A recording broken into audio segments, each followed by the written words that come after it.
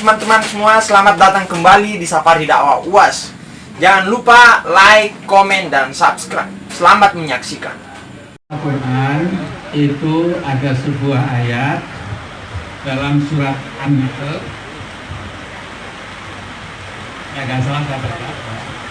Ayat 76 berbunyi, wa daraballahu mathalan rajulaini ahaduhuma arkamu la yaqdiru ala syai'in wa huwa kalun ala maulah aina ma yuwajjihu la yaqdi bi khair hal yastawi wa alladhina ya'muru bil 'adl wa huwa ala siratim mustaqim. Artinya Allah membuat perumpamaan dua lelaki, yang satu bisu, tidak bisa mengatakan kebenaran, tidak bisa menunjukkan mana yang halal, mana yang haram, karena bisu tidak bisa apa-apa.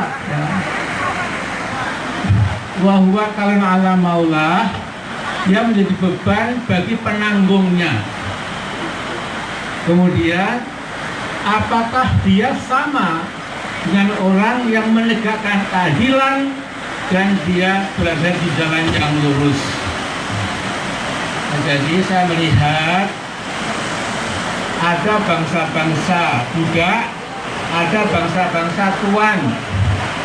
Kita harus menjadi bangsa tuan di negeri sendiri. Tidak boleh kita jual aset kita murah-murahan ke negeri asing.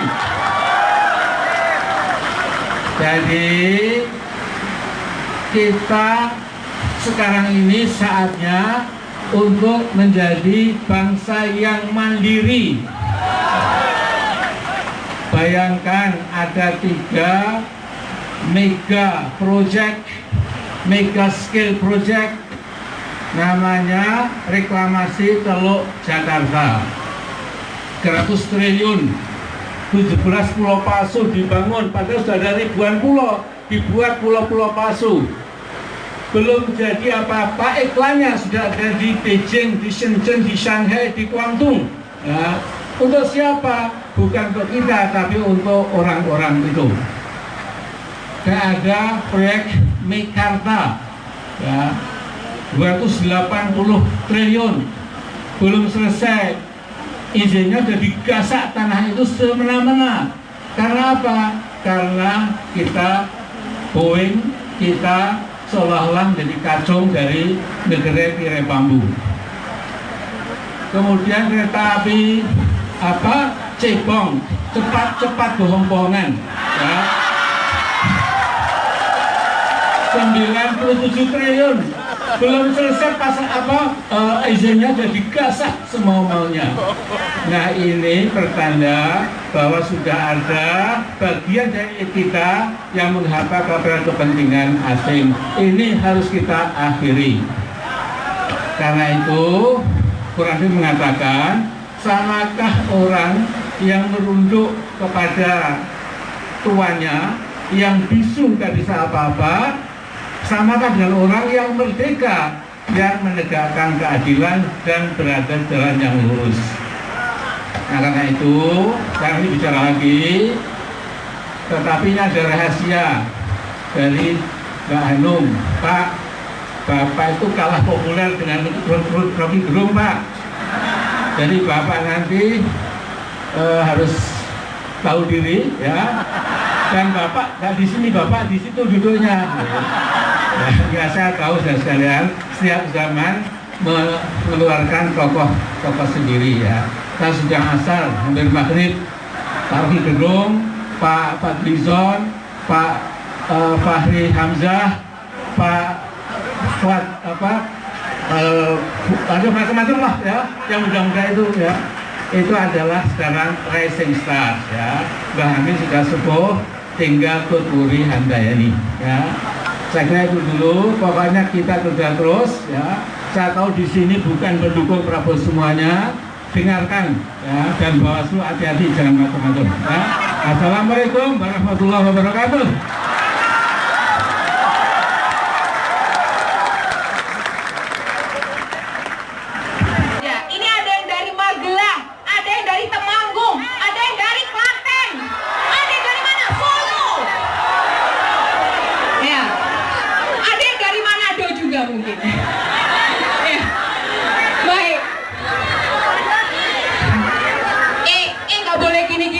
nggak boleh, gini-gini juga nggak boleh.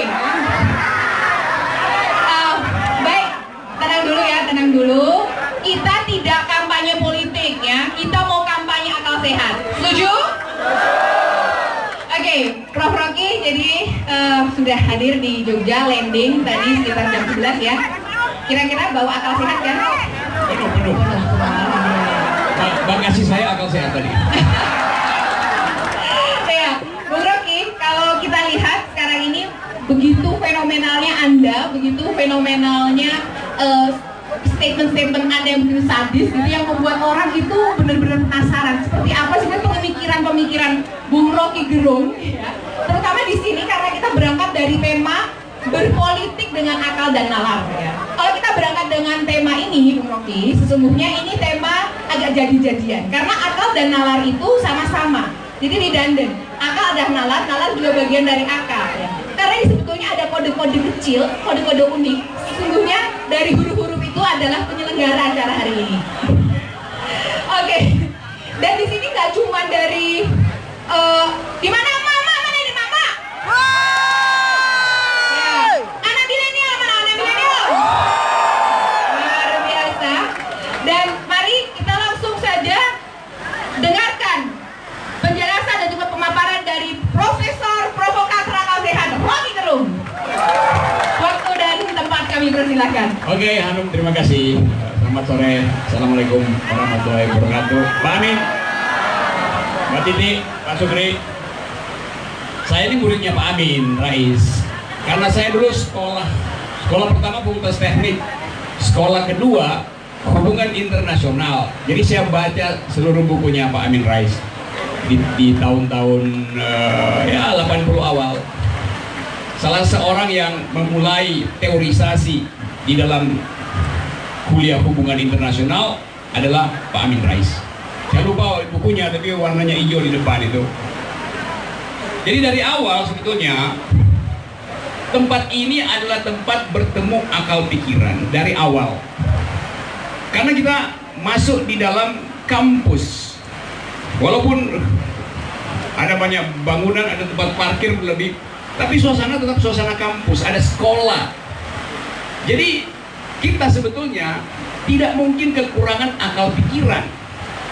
Karena kita bertemu di sini, ini dapil akal sehat namanya. Nah,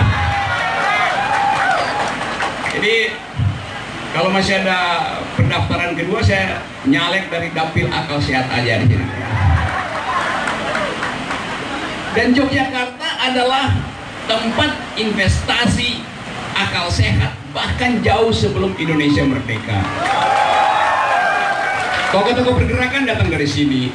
Tokoh Muhammadiyah mendirikan, Anda bayangkan, Kiai Ahmad Dahlan memilih untuk mendirikan sekolah dan tidak nyalek pada waktu itu beliau. Bayangin kalau Pak Ahmad Dahlan nyalek, maka nggak ada infrastruktur sekolah Muhammadiyah di Indonesia. Setelah dia nyalek, setelah dia mendirikan sekolah, dari sekolah-sekolah itu tumbuh caleg-caleg bermutu di Republik ini. Awal pendirian PAN saya tahu sejarahnya mulai dari Maras segala macam, dan kita sebut itu sebagai partai reformasi pertama karena kita mendalilkan akal pikiran melalui Partai Amanat Nasional. Pada waktu awal sejarah pendirian partai ini, di sekitar Menteng banyak diskusi tentang apa itu reformasi. Jadi sekali lagi, infrastruktur pikiran, akal dan nalar sebetulnya menjadi fondasi pertama dari pertemuan kita di sini. Itu yang kita punya. Tadi Pak Amin hanya bicara pendek, saya masih nguping. Beliau mengatakan, saya tidak bicara banyak, saya tahu diri. Karena itu dia mundur, lalu duduk. Ada yang nggak tahu diri, berdiri terus salah melulu.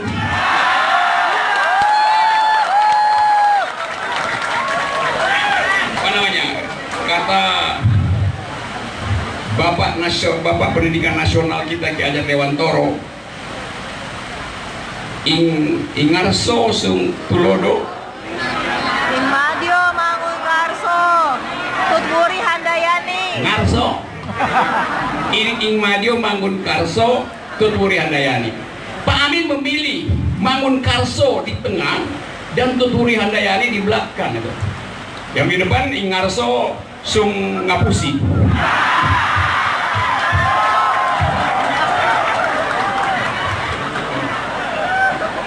Berdiri di depan dan berbohong. Kan bukan itu filosofi pendidikan kita tuh. Jadi terlalu banyak kontradiksi di dalam pikiran sehingga kita nggak lagi melihatkan ada pertemuan akal pikiran di republik ini. Yang ada adalah hafal menghafal harta orang itu.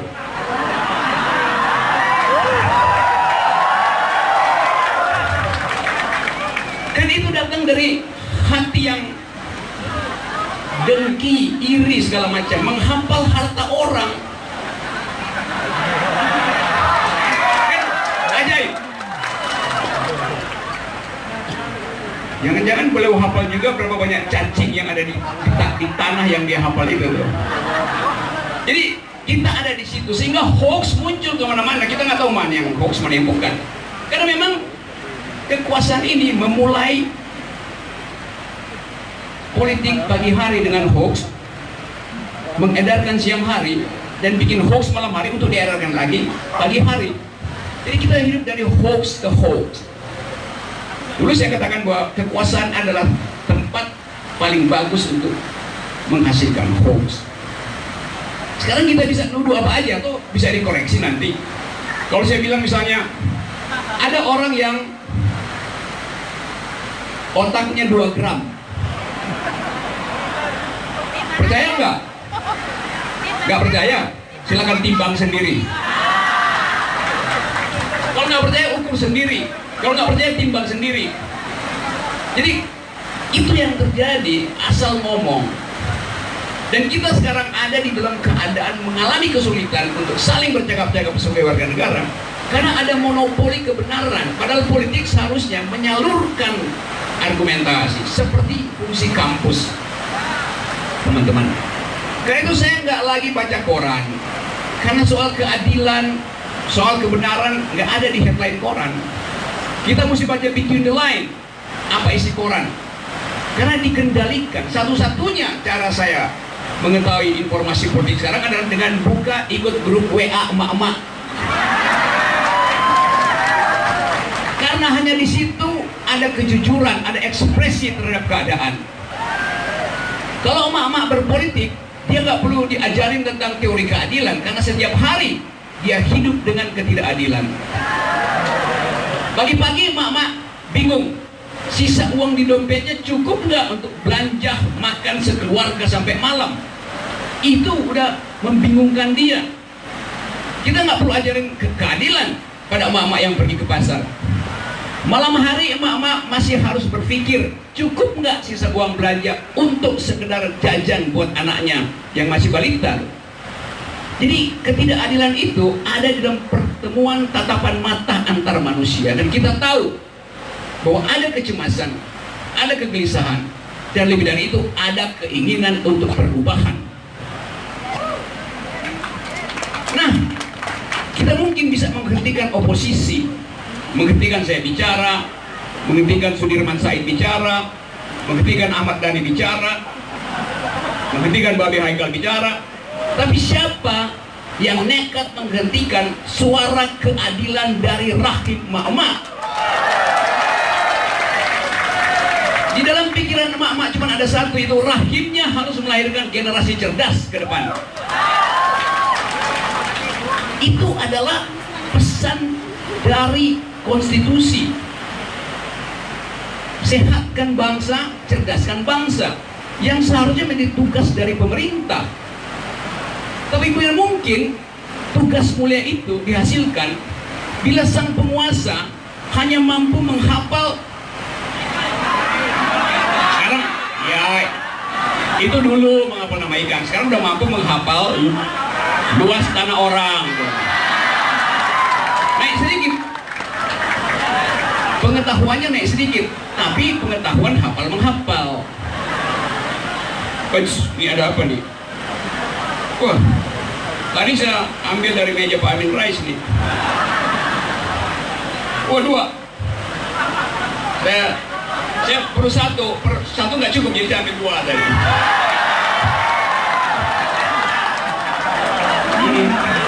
Saya pikir yang benjol-benjol dibawa di dalam sini ballpoint, pen.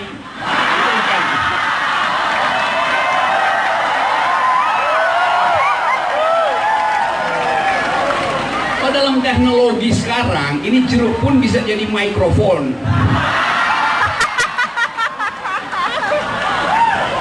Absurd. Jadi, saudara-saudara, kita ingin berkumpul di sini bukan untuk satu kegiatan politik praktis, tapi kegiatan politik yang pedagogis, yaitu mengevaluasi keadaan kita hari ini, mengevaluasi suasana keterpecahan masyarakat hari ini. Saya menemukan keakraban di sini karena kita bisa bercakap-cakap, ngobrol.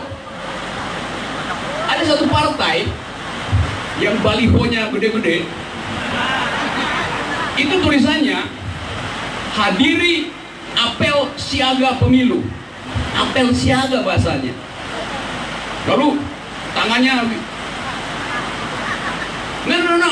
no. Bagaimana politik disuruh hadiri apel siaga? Politik itu percakapan. Apel siaga, saya berdiri, terus dengar seseorang yang badannya besar, celananya di sini, dan mulai pidato memberi perintah. Nggak ada dialog. Politik adalah dialog. Apel siaga artinya berkumpul mendengarkan perintah dan tidak boleh bergerak. Jadi kita lihat bahwa kita mengalami pembodohan termasuk di dalam cara kita mengatur tubuh. Apel siaga itu kan, apel siaga ada yang cuma di tentara, di militer. Nah, capres yang basisnya militer pun nggak pakai istilah apel siaga. Ini sipil pakai istilah apel siaga. Artinya sipil yang nggak pede itu. Dan apa isi apel siaga? Adalah briefing, adalah doktrin. Kami Pancasila. Ya udah, terus mau ngapain itu? Dan ingin dikatakan bahwa kami Pancasila itu adalah slogan toleransi. Tidak. Mengucapkan kami Pancasila itu slogan arogansi, memusuhi warga negara yang lain, meminggirkan pikiran yang lain. Dan itu bukan yang dimaksud oleh Kiai Haji Ahmad Dahlan, oleh Ki Hajar Dewantoro. Mereka mengajarkan percakapan. Karena itu, kalau misalnya bayangkan, kalau pikiran di negeri ini kita kumpulkan hari ini, maka yang paling pertama terlihat adalah jejak pikiran Muhammadiyah. Kirim dong fotonya. Karena Muhammadiyah ada di seluruh kota, termasuk kabupaten. Saya sudah berapa kali kasih kuliah di Universitas Muhammadiyah di kabupaten, masuk ke kabupaten. Ada 186. Hafal saya kalau itu.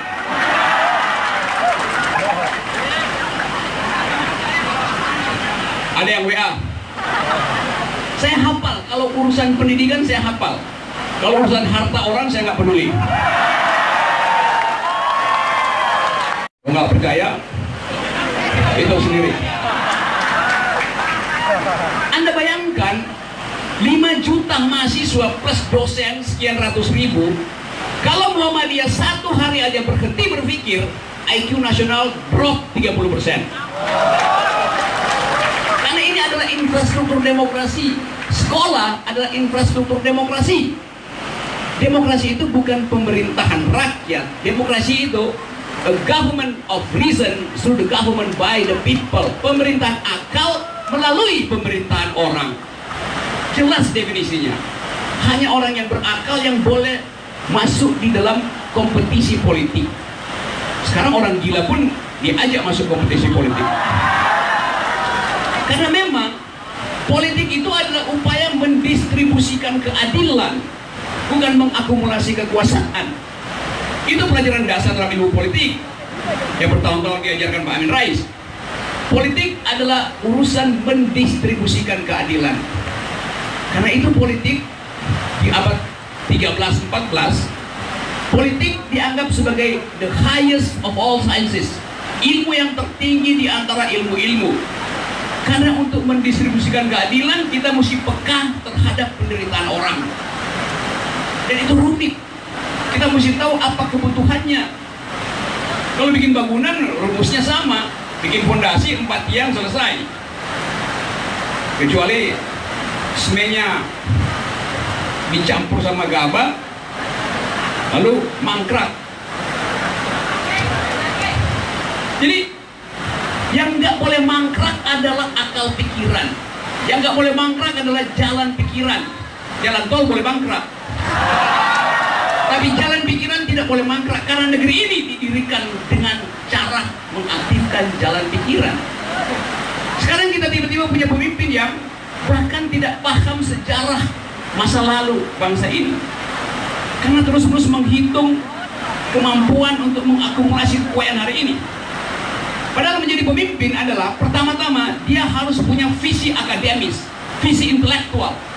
Itu namanya pemimpin. Karena kita hidup di dalam era di mana pertandingan pikiran menjadi dasar dari kompetisi politik. Jadi pemimpin harus punya visi jauh ke depan dan punya memori jauh ke belakang. Itu tandanya pemimpin, tahu arah masa depan dan paham asal-usul bangsanya sendiri. Itu artinya dia harus punya ingatan yang kuat dan punya harapan yang besar. Tapi kalau kita hitung hari ini, apa ingatan beliau terhadap masa lalu?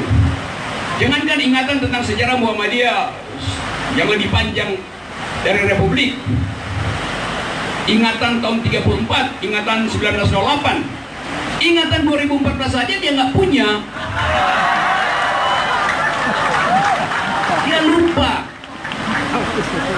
Siapa yang menginvestasikan kepentingan, menginvestasikan politik, itu membuat dia buyar untuk paham. Itu pentingnya visi tidak mungkin hilang bila dia ada di kepala.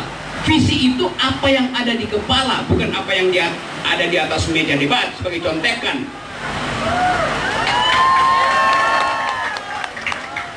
Jadi saya ingin sekali melihat generasi milenial mampu tumbuh di dalam visi.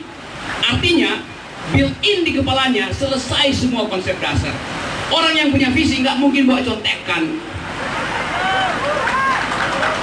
Sebab kalau saya bawa contekan, tiba-tiba kena angin, basah contekannya, kena hujan, maka visinya basah. Dia nggak bisa baca lagi.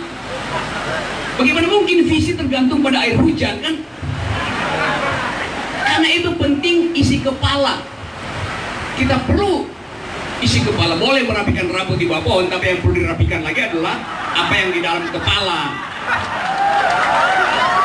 Karena percuma merapikan kepala, isinya nggak rapi. Jadi saudara-saudara, kita diajarkan oleh para pendiri Republik ini untuk berpikir konseptual, berpikir metaforik, mampu untuk menyulap panggung menjadi pendidikan politik. Kampanye itu intinya adalah pendidikan politik. Karena itu kampanye boleh tiap hari, asal ada pertandingan argumen, bukan sinis terhadap, bukan ngumbar-ngumbar sentimen. Kan kalau kita bertanding secara argumen dalam urusan tanah misalnya, harus ada duel antara apa sih fungsi sosial tanah. Kan itu namanya pertandingan argumen. Kalau mengukur-ngukur tanah orang, itu artinya pertandingan sentimen. Jadi begitulah, setiap kali bangun pagi kita bisa prediksi pasti ada bohong baru besok pagi itu. Mengapa begitu? Karena cuma itu infrastruktur politik mereka, yaitu berbohong, berbohong, dan berbohong. Dan kita nggak mungkin masuk di dalam keadaan semacam itu. Jadi apa pentingnya kita berpolitik? Yang mengubah konstelasi politik. Mengubah dengan cara apa? Mengubah dengan cara konfrontasi akal pikiran. Jogja tumbuh berlebih akal pikiran. Karena setiap sudut ada kampus di sini. Kampus adalah tempat mempromosikan pikiran, kecuali kampus yang besar itu, yang kadang-kala kekurangan pikiran karena kelebihan fanatisme itu. Jadi, saudara-saudara, hak kita untuk mengucapkan keadilan bukan sekedar dijamin oleh akal dan nalar, tapi oleh gangguan nurani. Saya mau terangkan satu soal kok. Saya memakai istilah akal sehat bukan sekedar kemampuan komputasi otak, rasionalitas bukan.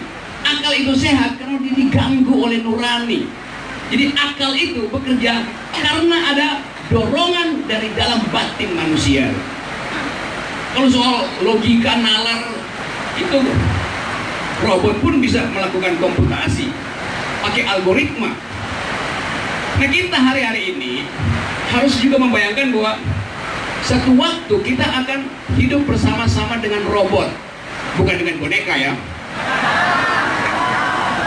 Karena pengetahuan bertambah, kurikulum universitas mulai dari awal bahkan tingkat SMP sekarang orang belajar tentang robotics. Sekarang ada yang praktekin robotics tanpa tahu ilmunya, namanya robot pulpen.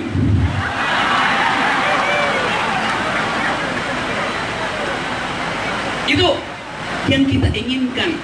Karena bagian dari hidup kita sekarang juga tergantung pada teknologi, tapi bukan untuk berbohong, tapi untuk sama-sama belajar. Kalau Anda hari ini datang ke sini, saudara-saudara, mak-mak datang ke sini dan ketinggalan handphone, itu 2 jam cemas mak-mak. Karena kehilangan handphone, ketinggalan handphone artinya ketinggalan sebagian dari identitas kita. Demikian juga si handphone, dia tertinggal, dia cemas. Kemana mak-mak yang setiap pagi menjat-menjat tombolnya untuk oposisi? Jadi kita manusia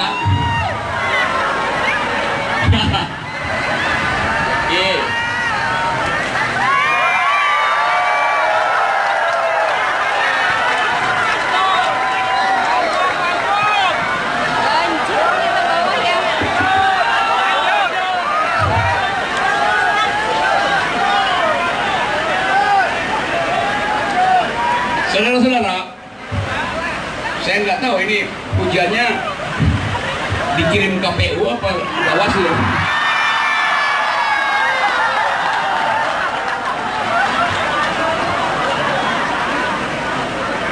Jadi, saudara-saudara, kita mulai berpikir bahwa dari Jogja kita bangun 2 hal. Dari Jogja kita bangun 2 hal.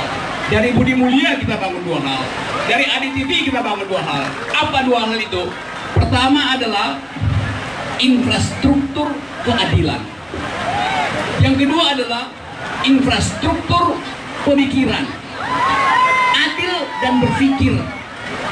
Bangsa ini membutuhkan 2 hal itu. Saya katakan tadi bahwa hari ini kita hidup di dalam apa yang disebut sebagai algoritma. Algoritma itu adalah teknologi yang menuntun kita untuk mengambil keputusan. Tadi saya katakan, kalau mak-mak misalnya atau para mahasiswa ketinggalan handphone, si handphone juga merasa kok saya nggak berguna lagi. Karena si handphone lah yang mengarahkan sebetulnya separuh dari hidup kita dalam politik. Misalnya, kalau Anda masuk di Google, Anda ketik misalnya udang, maka yang muncul adalah gambar seseorang. Itu teknologi menghafal kebiasaan kita. Ya. Ya. Kalau hari ini Anda ketik misalnya apa? Anda ketik Mike, juga muncul orang itu. Jadi Google sudah lompat nih.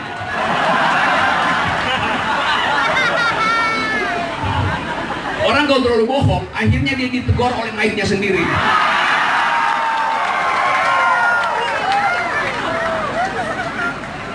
Karena Mike-nya pun udah capek dengerin dia bacot bohong gitu.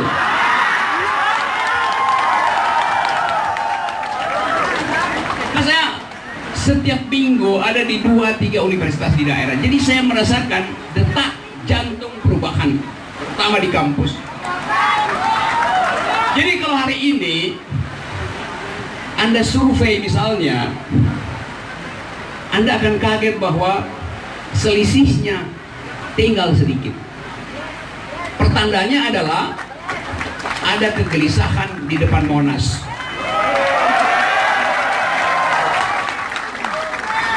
Orang kalau nggak gelisah dia biarin aja, mau dibully kayak mau dibilang hostnya, yang penting kita ada di atas. Namanya petahana minimal 60%. Tapi justru karena soal itu, karena dari awal politik sekedar diandalkan pada kekuasaan, dia lupa bahwa ada suara rakyat yang otentik, yaitu suara mahasiswa dan suara emak-emak. Itu otentik, nggak mungkin dipalsukan. Belakangan ada suara ASN. Ya, saya bertemu di mana-mana. Karena dianggap bahwa kan ada semacam perintah diam-diam bahwa ASN tidak boleh berpolitik. Ya berapa lama? Sepanjang hari. ASN itu adalah status administrasi. Dia hanya berlaku selama 8 jam kerja.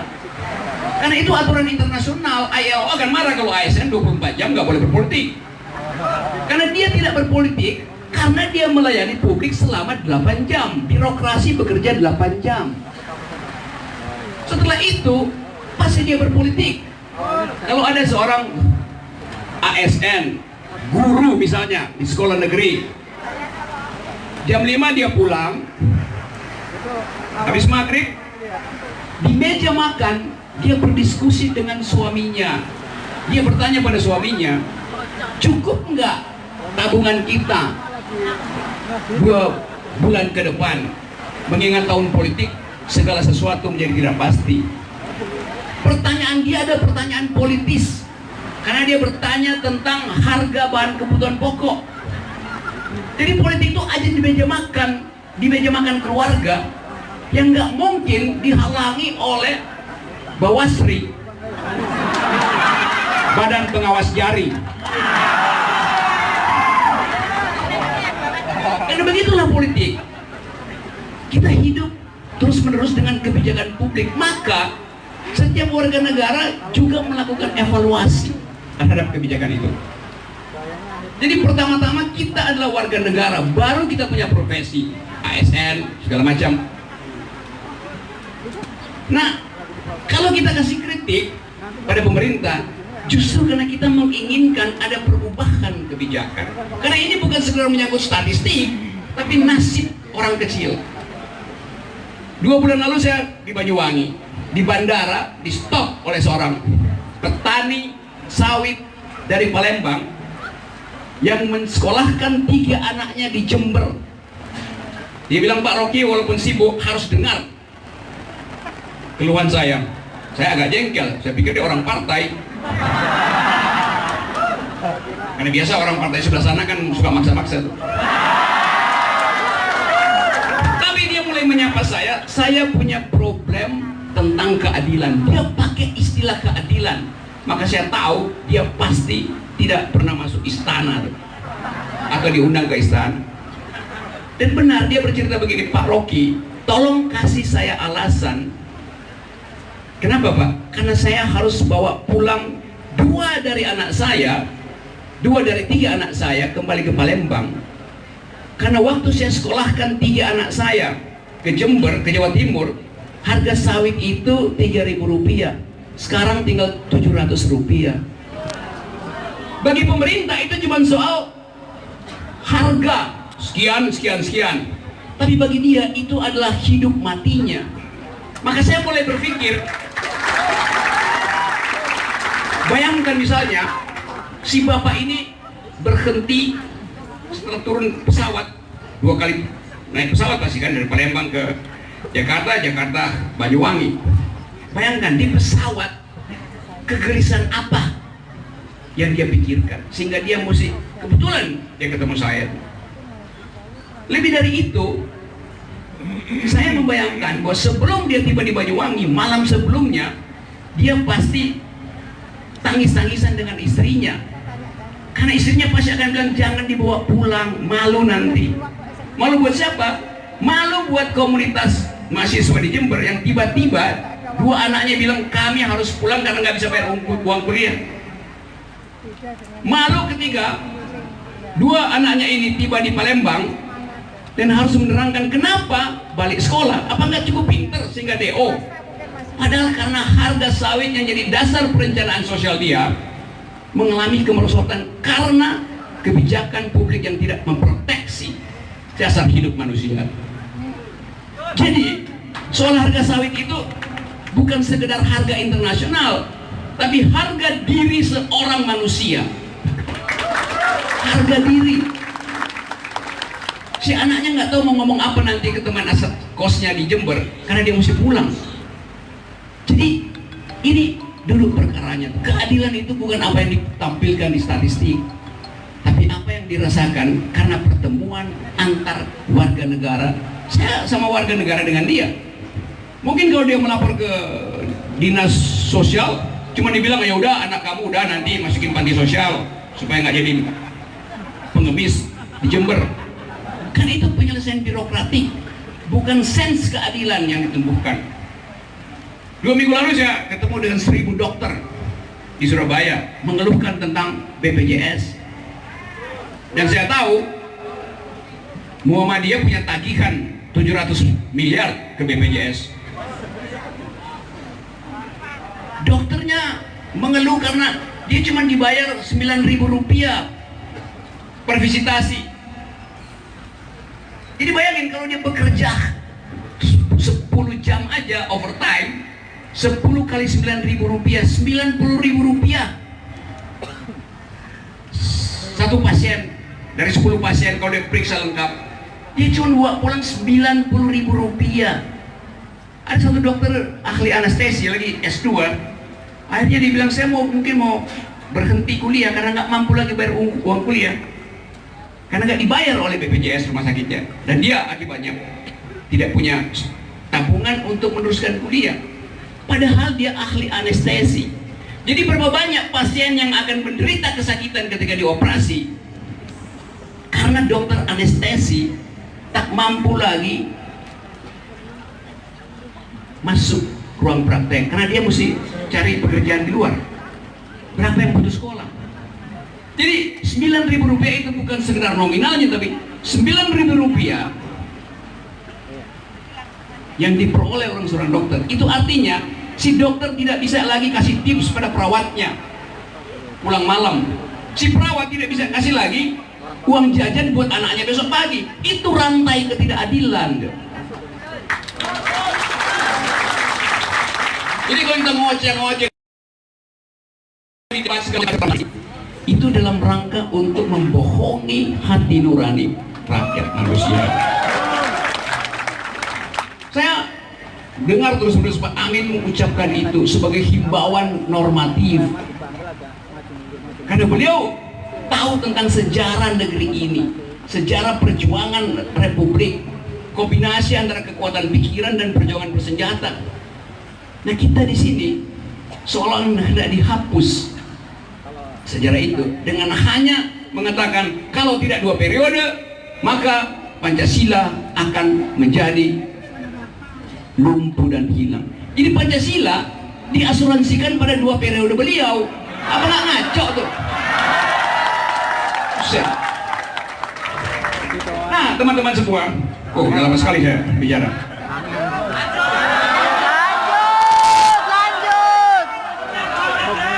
Kita menginginkan, nanti ada percakapan lagi, bahwa negeri ini harus kembali dituntun oleh akal pikiran.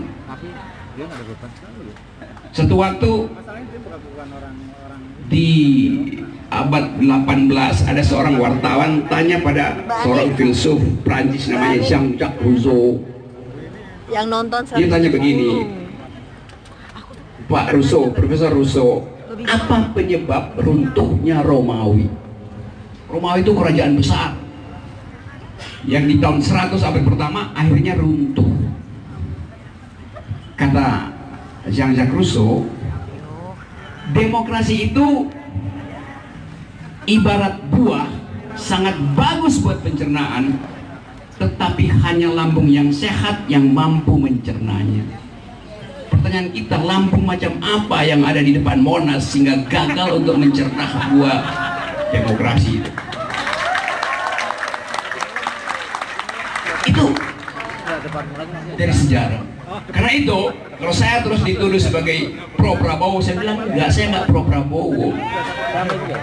Kan kalian sama-sama oposisi. Iya, saya beroposisi, Pak Prabowo oposisi. Kenapa mesti dihubungkan? Kan otaknya ngaco. Semua saudara juga beroposisi. Tetapi karena ingin ditempelkan, semua orang sekarang beroposisi. 120 juta masyarakat beroposisi. Namanya Rocky Gerung, Amin Rais, Hadung, Titik Soeharto, Prabowo, Subianto, semuanya beroposisi. Itu soal kita, Rin. Berarti Anda ikut Prabowo karena sama-sama oposisi. Kenapa nggak sebenarnya Pak Prabowo ikut saya juga beroposisi? Jadi yang saya mau terangkan adalah kebusukan berpikir itu. Karena mau bikin langsung konflik. Mendebar konflik, mau memecah belah tuh. Jadi saudara-saudara sekali lagi, saya tidak akan menggelar karpet merah buat Prabowo karena dia punya banyak karpet dan warnanya macam-macam. Tapi saya akan menggulung karpet merah istana. Terima kasih.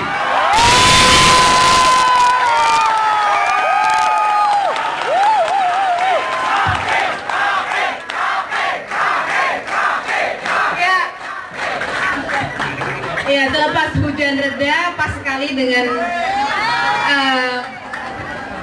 apa tadi, penutup ya, kata yang sangat menggelegar sekali ya. Tapi kalau karpet biru nggak apa-apa ya, nggak digulung ya, nggak boleh digulung ya.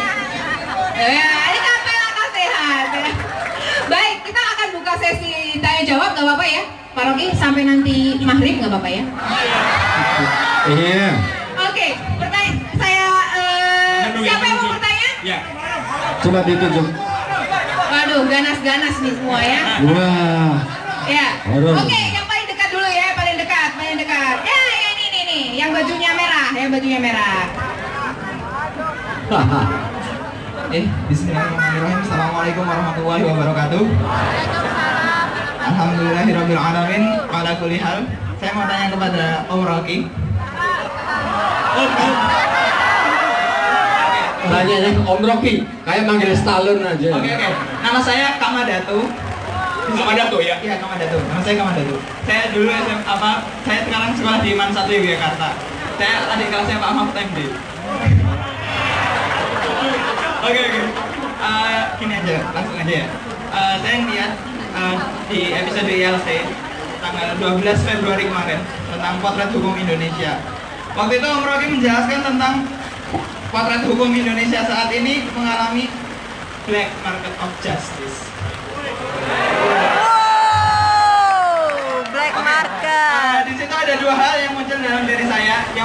Yang pertama, saya optimis karena saya yakin akan ada harapan baru untuk menghilangkan hal itu. Yang kedua, saya juga timbul rasa pesimis karena di dalam pemerintahan saat ini ada yang namanya rezim, itu pasti. Dan apakah dengan pergantian presiden atau kepemimpinan itu dapat memperbaiki rezim atau mengganti rezim yang buruk itu menjadi yang baik? Oke. Terima kasih. Iya. Saya jawab pelan-pelan ya, satu-satu supaya ada dialog. Benar, saya katakan bahwa istana itu terjadi pasar gelap kekuasaan, black market of power, black market of justice. Dan barusan 2 hari lalu dibuktikan, yaitu rapat rahasia antara presiden dan James Moffett untuk urusan itu black market of justice, black market of power. Nah sekarang Pak Sudirman saya dianggap kenapa baru sekarang bukanya? Udah ada soal keadilan itu dibuka kapanpun. Dia buka kasusnya. Jadi memang black market of justice itu berlaku di gorong-gorong di bawah istana. Karena tukar tambah yang terselubung. Nah sekarang kemudian dibantah, saling membantah. Tapi saya tahu akan ada episode berikutnya terhadap soal itu, bro. Jadi saudara tidak harus pesimis atau optimis. Anak muda itu bukan pilihannya bukan optimis atau pesimis. Anak muda itu pilihannya adalah determinis. Bukan pesimis, bukan optimis, tapi determinis. Saya punya determinasi untuk menghasilkan perubahan. Karena itu saya melibatkan diri di dalam proyek perubahan. Anda bisa lewat Muhammadiyah, lewat Makma, lewat kampus, ya. Oke, apalagi kalau itu. Kalau kurang jam kerja saya tambahin. Itu jawabannya ya. Sip. Oke, pertanyaan ya. Kita buka tadi udah buka 2 pertanyaan ya. Tadi udah 1, 2 lagi ya. Yang perempuan. Boleh deh itu yang mirip saya.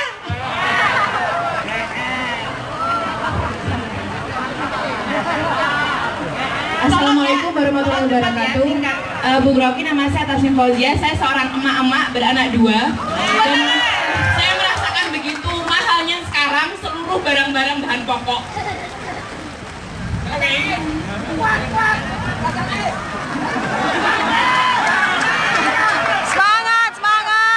Udah langsung aja.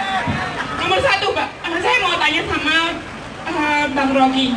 Gimana sih kita bisa meyakinkan para milenial yang mungkin mereka nggak kuliah, Bang Rocky?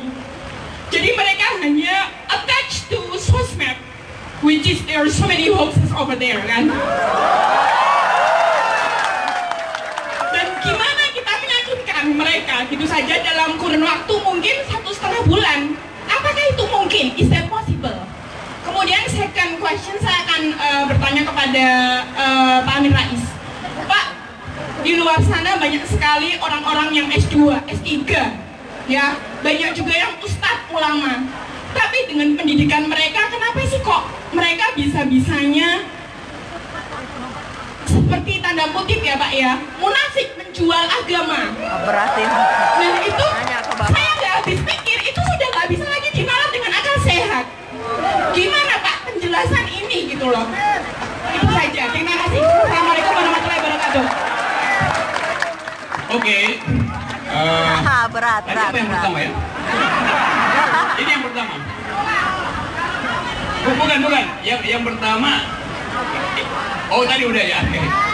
Saya kira itu seluruh, kalau kita gabung seluruh problem bangsa ini ya ada dalam pertanyaan itu.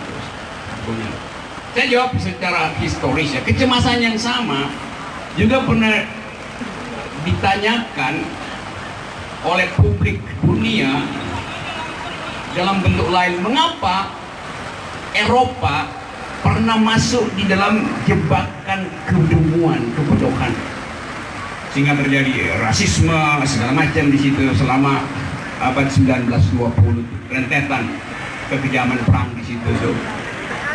Salah seorang yang menjawab dengan sangat tepat namanya Isaiah Berlin, filsuf yang mempelajari sejarah dunia tentang politik. Dia jawabnya begini, Eropa itu mengalami jalan buntu karena pemimpinnya adalah the mediocre, orang yang separuh-separuh. Separuh punya pengetahuan tapi ingin pamer, separuh punya kekuasaan tapi arogan, separuh soleh tapi ingin masuk surga. Jadi di antara kaum yang separuh-separuh inilah bangsa ini mengalami keterpurukan separuh-separuh. Itu soalnya, karena itu kita lakukan konfrontasi yang sifatnya kualitatif. Kita ingin ubah kualitasnya satu kali. Perubahan secara kimiawi, bukan perubahan tambal sulam. Ini perubahan untuk menghasilkan Indonesia yang baru. Untuk apa? Untuk millennials. Jadi bukan untuk Pak Amin Rais, bukan untuk saya, segala macam. Karena itu kita pastikan bahwa dari tahun 2019 ke 2024 jalannya pasti masih berlobang, masih ada banyak problem, penumpang gelap banyak. Tapi dari 2024 ke 2029, sebut aja 2030, itu namanya dekade millennials. Jadi kita sama-sama lakukan perubahan ini supaya jalan dari 2019 ke pemilu berikutnya benar-benar bersih dari kaum mediocre. Mediocre artinya mereka yang tanggung. alias IQ 200 kolam. Ya. Loh, bangsa ini didirikan oleh mereka dengan IQ tinggi, kemampuan berretorika ditambah dengan kemampuan bikin metafor. Kalau sekarang barusan dikritik sedikit, udah keluar di media massa, sang pemimpin langsung berdiri, tidak begitu, yang saya maksud begini, koreksi segala macam. Padahal baru tadi malam bohongnya tuh. Pagi-pagi udah konferensi pers. Tidak punya kemampuan untuk mengaktifkan imajinasi. Bagaimana cara berdebat yang baik, bisa berpolitik yang baik, yang enggak menyinggung orang. Satu waktu misalnya nih, ada salah satu orang pendiri bangsa ini namanya Haji Agus Salim. Berkali-kali saya cerita, saya ulang lagi ceritanya yang belum dengar. Dalam satu perdebatan politik, Haji Agus Salim, Anda tahu kan wajahnya Haji Agus Salim kayak kambing, ada jenggot di sini. Tahu ya? Tahu. Milenial, pernah lihat wajah Haji Agus Salim? Jenggot. Haji Agus Salim lagi kasih ceramah di depan Adi TV. Pada waktu itu kita anggap aja udah ada Adi TV. Lalu ada pengganggu dari ujung sana, mulai mbak. Haji Agus Salim nggak bilang silakan upload.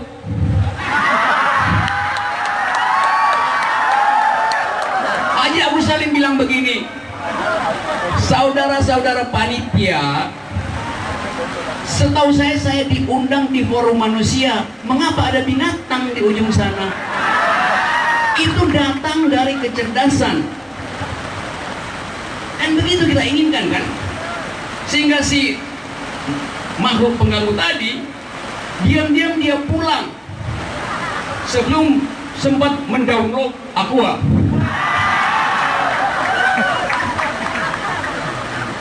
Kan itu namanya download, ambil, bawa ke atas itu. Muat. Jadi kita nggak punya kemampuan, itu hilang dari percakapan kita sehari-hari. Padahal Haji Agus Salim adalah lulusan SMA pun enggak, saya kira. Ini ada lulusan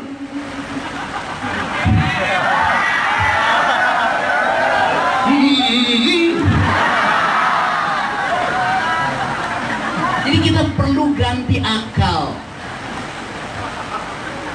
Yang mesti diganti akalnya. Kalau Anda appendicitis, radang usus buntu, itu dengan mudah laparoskopi dalam 12 menit, tak selesai, digunting, ditempel lagi. Infeksi usus buntu bisa, tapi kalau yang buntu adalah otak, nggak bisa, mesti diganti otaknya. Kalau Anda mengalami radang otak, meningitis, itu masih bisa diobati, radang otak bisa diobati. Tapi kalau radang akal, namanya ngaciroitis. Istilah baru nih, ngaciroitis. Mesti diganti akalnya, karena itu adalah CPU, Central Processing Unit dari bangsa ini. Jadi nggak mungkin ditambal sulam akal yang sudah ropos. Nah, kita membayangkan bahwa nanti setelah 2017 nggak mungkin lagi ada obat bagi bangsa ini. Obatnya sendiri udah kadaluarsa, bagaimana mau dipakai loh. Jadi sekali lagi teman-teman, saya mengerti bahwa kita hanya bersatu untuk menginvestasikan ulang keadilan dan untuk menghidupkan ulang akal pikiran. Itu tugas milenial. Baik, jadi istilah munafikun tadi memang dari Al-Quran ya. Jadi saya harus merujuk kepada Al-Quran. Jadi Al-Quran itu mengatakan bahwa sepanjang sejarah selalu ada munafik laki-laki dan perempuan yang jualnya itu adalah amar mungkar nahi ma'ruf. Jadi al-munafiquna wal munafiqatu ba'dhum min ba'd ya'muruna bil munkar wa yanhauna 'anil ma'ruf wa yaqbiduna aydiyahum. Mereka tangannya menggenggam, tidak pernah beramal soleh. Nasullah fanasiyahum, mereka lupa Allah, Allah juga melupakan mereka ya. Karena itu innal munafiqina humud dzalimun, orang munafik pasti zalim ya. Itu pertama.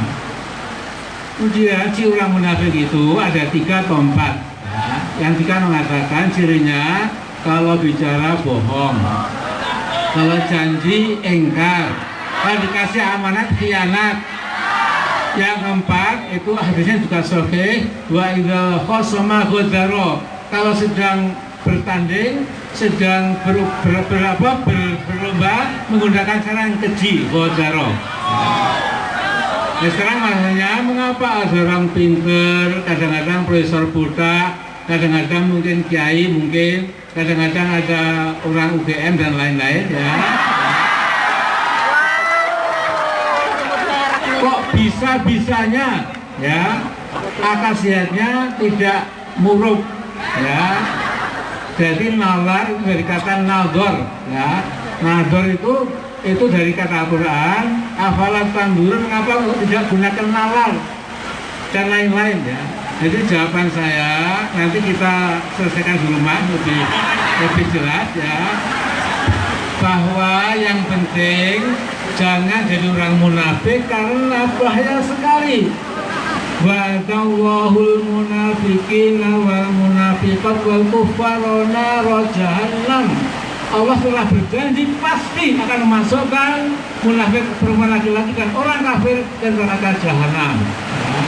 Jadi tolong saudaraku, di sini nggak ada orang munafik ya. Kalau ada rekan-rekan istighfar, kembali akal sehat, nalar sehat, dan ingat hidup sementara, jangan jual dunia yang fana ini dengan sekeping dolar atau seonggok rupiah ya.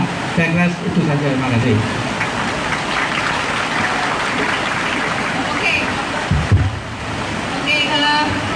Tadi UGM bukan UGM Gajah Mada ya, itu Universitas Gagal Mikir ya. Oke, dua lagi di belakang. Oke. Yang mana? Yang masih ya boleh. Iya, yang pakai tas ya. Cepet aja ya Mas ya. Bismillahirrahmanirrahim. Assalamualaikum warahmatullahi wabarakatuh. Nama saya Agung Grosso Setiawan. Saya mantan mahasiswa 2002 dulu. Ya. Oke, yang pertama akan saya tanyakan adalah perihal politik kampus. Dulu saya seorang aktivis, bebas-bebas saja berpolitik. Lalu saya ikut di luar kampus, ikut HMI juga, ya kan? Ikut banyak kegiatan dan itu politik. Dan setiap kali ada sesuatu yang salah, pasti kita akan protes. Nah saat ini saya melihat mungkin untuk teman-teman mahasiswa, saya kurang melihat antusias teman-teman untuk berpolitik. Itu yang pertama. Terus yang kedua, untuk mungkin Mbak Hanum, mungkinkah ADTV akan jadi TV nasional untuk sebagai corong perubahan Indonesia ya? Apakah mungkin? Apakah bisa? Karena saat ini media kita sangat dikuasai oleh rezim sebelah sana. Ya. Terus yang ketiga, tambahan lagi bahwa apakah Mas Rocky akan selalu jadi seorang oposisi? Andai kata, saya yakin saya nanti kubu yang akan kita dukung saat ini akan menang. Saya sih menginginkan kalau Bung Rocky atau Mas Rocky bisa masuk di pemerintahan.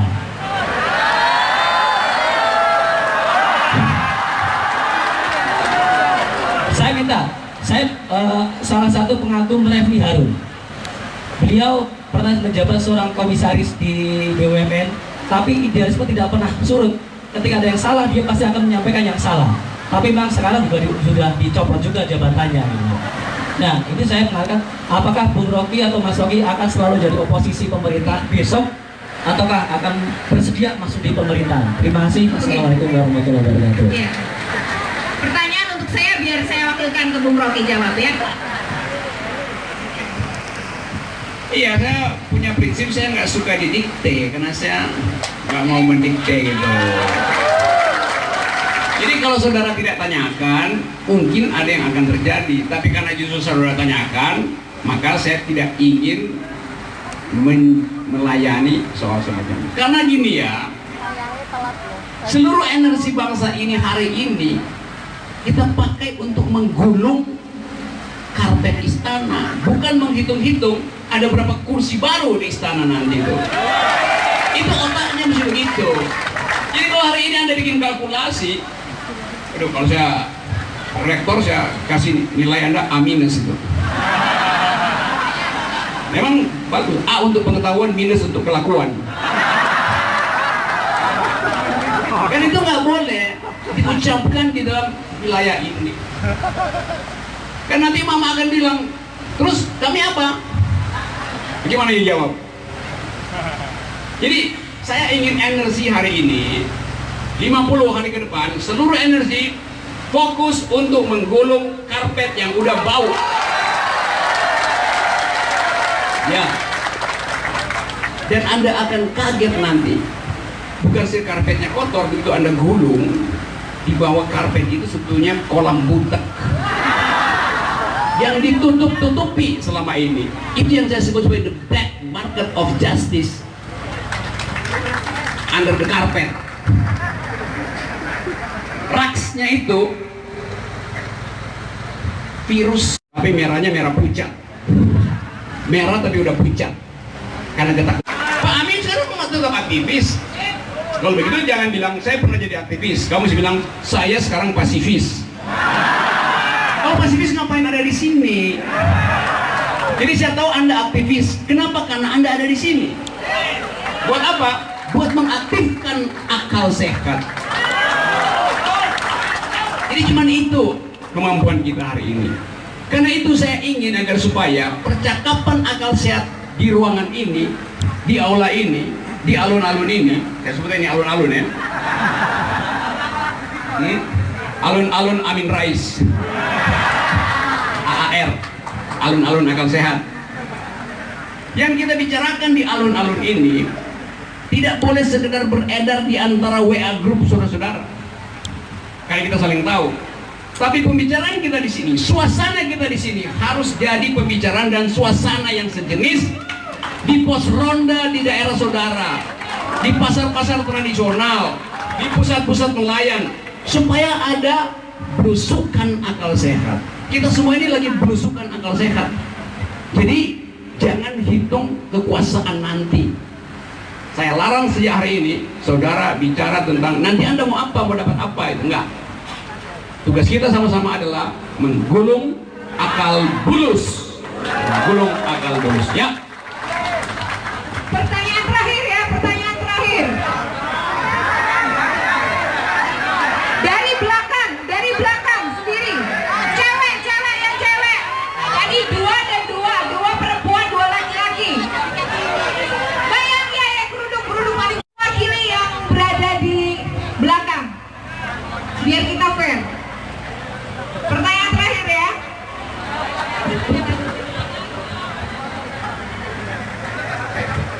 Kesini mbak. Bisa nggak kesini?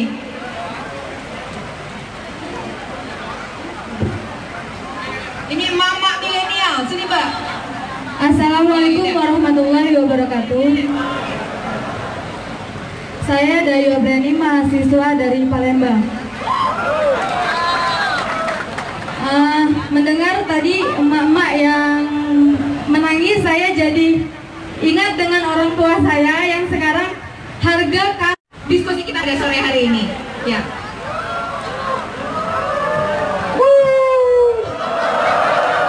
Tapi kalau Bu Rocky mau ada pertanyaan lagi, boleh. Oke, saya kira ini saya juga tahan mendalam sampai besok pagi. Tapi saya masih ada acara juga Jakarta dengan forum yang semacam ini. Jadi saya mesti pindah-pindah tempat itu. Tapi secara umum saya kira gumpalan energi hari ini lebih dari cukup untuk menghasilkan perubahan. Bila kita sama-sama jadi provokator pergantian kekuasaan. Sah jadi provokator. Karena kita memprovokasi akal pikiran, kita nggak memprovokasi kemarahan sentimen orang. Demikian halnya soal tadi, ya itu urusan harga komoditas segala macam. Kalau harga komoditas jatuh, nggak ada tuh rapat di istana. Kalau harga komoditas naik, berebut rapat di istana tuh. Buat cari rente ekonomi itu. Jadi kehidupan kita sebetulnya dikendalikan, ambil 2%, 3% untuk kepentingan politik. Jadi itu yang terjadi. Tetapi pemerintah selalu mengatakan, kan kami udah mampu menumbuhkan ekonomi 5,1 atau 5%. Bagus nggak 5%? Ya pasti bagus. Kalau sebelumnya 4%. Nah sebelumnya 6, sekian % dibandingkan dengan 5 ya buruk lah. Jadi seluruh statistik itu dipamerkan tapi tanpa dasar baseline pengujian akal sehat. Itu asal ngomong kan. Itu soalnya. Jadi taruh di depan kita seluruh statistik dan agregatnya 1. Ekonomi cuma tumbuh 5,0%. Janjinya 7%. Ditagihkan pada janji pun udah nggak bisa. Apalagi ditagihkan. Naik ojek pergi ke pasar tambah 2% pertumbuhan ekonomi. Ojek itu bukan dihasilkan oleh pemerintah, bukan lapangan kerja yang dibuat pemerintah. Ojek itu adalah inisiatif dari masyarakat untuk menghasilkan lapangan kerja alternatif karena dia nggak punya lapangan kerja formal. Jadi apa policy injust pemerintah terhadap 5%? Nggak ada. Negara-negara biasa tutup 5%. Kalau nggak ada gejolak apa-apa biasa. Kabinet nggak usah sidang, pasti tumbuh 5%. Jadi negeri ini bertumbuh 5% bukan karena kebijakan kabinet, tapi karena aktivitas konsumsi ekonomi oleh emak-emak dan tukang ojek. Udah, simple. Lihat soal itu tuh. Jadi sekali lagi teman-teman, saya senang ada di sini. Tentu kita masih akan bertemu lagi.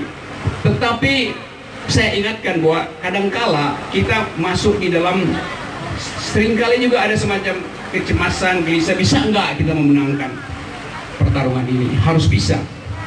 Pepatah mengatakan, the darkest hour is that before the dawn. Saat yang paling gelap adalah sebelum fajar. Sekarang fajar sedang menyingsing.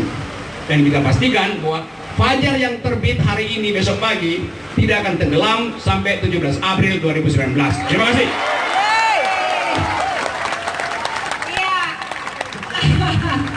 Tadi sudah 2 pertanyaan ditambah 2 pertanyaan, jadi saya pikir dan juga sudah ditutup oleh Bung Rocky. Dan ini merupakan sebuah forum yang menurut saya satu-satunya baru kali ini mungkin ya, forum yang dalam keadaan hujan deras, angin badai tapi tetap bertahan. Karena no Rocky. Siapa yang mau foto sama Rocky Gerung? Oke, sebelumnya, oke. Kita sudah koordinasi sebentar. Panik, ada yang panik mau diganti. Panik, ada yang panik mau diganti. Panik, mau diganti. Sampai jumpa lagi teman-teman. Yo, I ain't here for the money, I ain't here for the fame. Though it might be nice to own a jet plane, I'ma do it all for you. Come